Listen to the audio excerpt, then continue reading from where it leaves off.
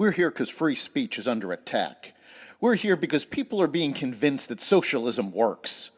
We're here because people are being judged guilty until proven innocent. We are fighting back with facts. This is not a safe zone, so buckle up, Buttercup. This is the raw, naked truth.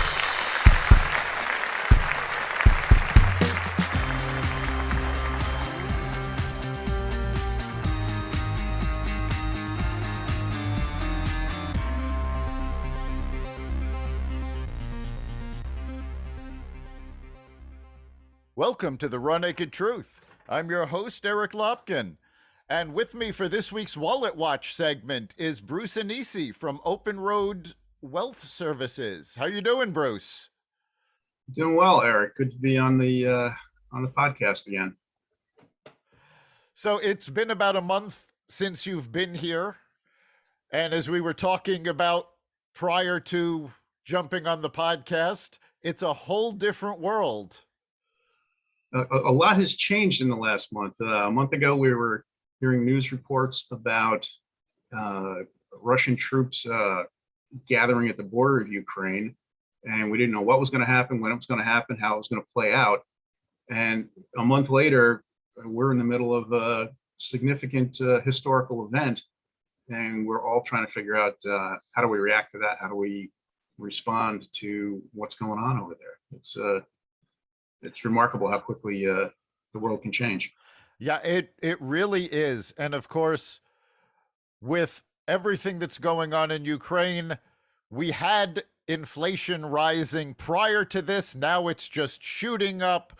We've seen price of oil and gas shoot up.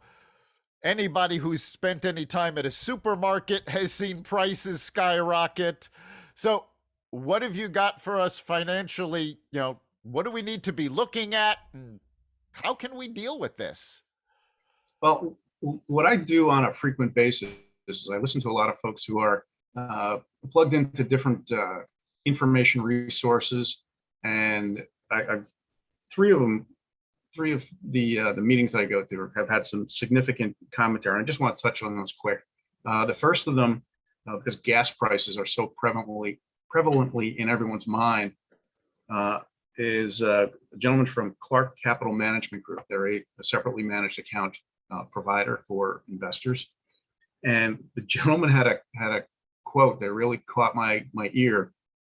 And that was, the cure to high gas prices is high gas prices, because that generally will force people at the consumer level to think differently about their driving habits, how much they drive, how they plan out their trips. They'll put multiple stops in a single trip instead of making 3 or 4 separate trips back and forth from their home to wherever they need to buy groceries or go out for a meal or go to worship services, anything like that. They'll try to package them. And once people do that more, they'll probably reduce their utilization. So that's going to drive the supply higher, and the laws of supply and demand can take over and hopefully drive prices down. Now, I don't think that's going to happen anytime soon, but I thought it was an interesting quote, that the cure to high gas prices is high gas prices. It is an interesting quote, and it's true on many levels, because we saw during the Obama administration, when oil prices went higher, oil companies drilled more and produced more, supply went up, so that forced prices back down. The other thing we've got going on right now with that is that a lot of employers who are already starting to bring people back into offices are considering allowing people to work at home, for the foreseeable future, cutting down that commute and further reducing the demand on oil. And we've had some practice of doing that over the last couple of years too. So yes, we have. Not so much of a big surprise that working remotely is now a go-to strategy. Absolutely. So that was one of the 3 webinars that I sat in on. There was another one from a gentleman that you and I both know. His name is Steve Babisi. He's a tax planner with Kingdom Financial Solutions here in Connecticut. And Steve ran, along with another advisor colleague, a tax strategies for business owners. So being a business owner myself, I sat in on some of this, and he talked about a couple of items that were sort of interesting.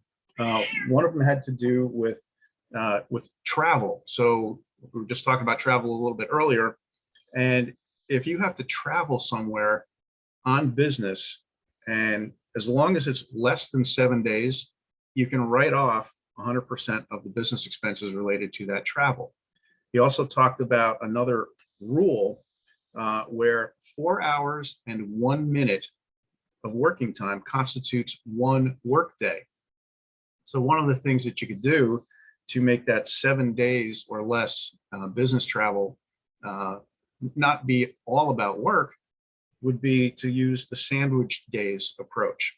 So let's say you have some work you need to do at your remote location. So you do your 4 hours and a minute on Tuesday, and then on Wednesday you play golf, and on Thursday you go to some other sporting event, and on Friday you work again. So you could have 4 days where 2 of them are fun and recreation related, and you can write off all of that. So that was an interesting strategy I'd not heard of. Certainly taking advantage of cell phone costs. Pretty much everybody has a cell phone these days. If you're using that for business, as virtually all of us are, there's a portion of those expenses that can be written off as a legitimate business expense. And the last one that he talked about was making good use of qualified retirement plans, where you can make contributions and get a tax write-off. Those write-offs can be anywhere from $6,000 for a traditional IRA or a Roth IRA, up to $230,000 for a SEP, a simplified employer pension plan. So there's a wide range of areas that we can concentrate on. And what he suggested is that we focus on the green lights, which are those things that we can do, as opposed to the red lights, which are the things that we cannot do. So that was another good takeaway from how we respond to all of this craziness in the world. That's all great advice. I remind our listeners that everybody's situation is different, and check with your tax advisor before using any of these strategies. Thank you for the disclaimer, Eric. Appreciate that. And then the last piece that I sat in on was a presentation by Dr. David Kelly. He's a strategist with JP Morgan and is one of the principal authors of 2 guides that financial advisors use frequently. One is the Guide to the Markets, which talks about everything going on in different investment markets. And from that spun off another guide called Guide to Retirement. Dr. Kelly was talking about a lot of matters, and there were 4 themes that he came up with that are sort of my takeaways from that particular presentation. And the retirement themes were longer life expectancy.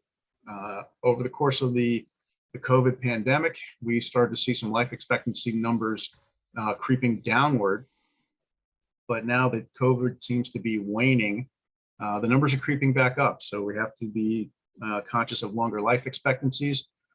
So much so that the typical retirement to age 90, if we're planning for that, we might be leaving people short because they could live longer than age 90. So if we're starting to see a trend toward planning for age 100, and that way it's a way to make sure that we don't have people run out of money before they run out of breath. So that was one theme. Another theme was the 4% rule. There's a 4% rule that said if you take a 4% distribution off of your retirement assets, that should give you a sustainable income through retirement. With the amount of inflation that we're seeing lately, we are starting to revisit and rethink whether 4% is the right number. And there are some schools of thought that say that the number should be lower. So that's another change that the financial environment is putting into the financial planning world, that some of our tried and true theories may not be so tried and true going forward. And third theme was the inflation impact on investor behavior. We need to factor that in. If people are facing higher inflation, they may require higher income numbers, how we provide that to them in a way that's sustainable. And then the last item was stay the course. There is a tendency for people to feel more badly about bad news than they feel good about good news.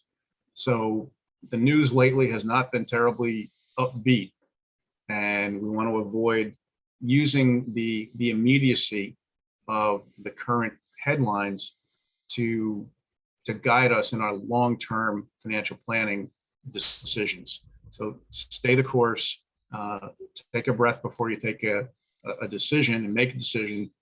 And those were the couple of items that over the last month have come across my radar screen, and happy to share them. Thanks so much, Bruce. Glad to have you here again. And of course, the key is, we're living in interesting times. Don't panic. That's the raw naked truth. You can catch every episode of The Raw Naked Truth, as well as the rest of the Xvadio podcast network at xvadio.com/podcasts, the Apple Podcasts app, Google Podcasts, Spotify, iHeartRadio, Stitcher, Audible, Amazon Music, and wherever you find podcasts. And if you've got a question you'd like us to look into, you can reach us at xvadio.com/connect. We'll see you next time.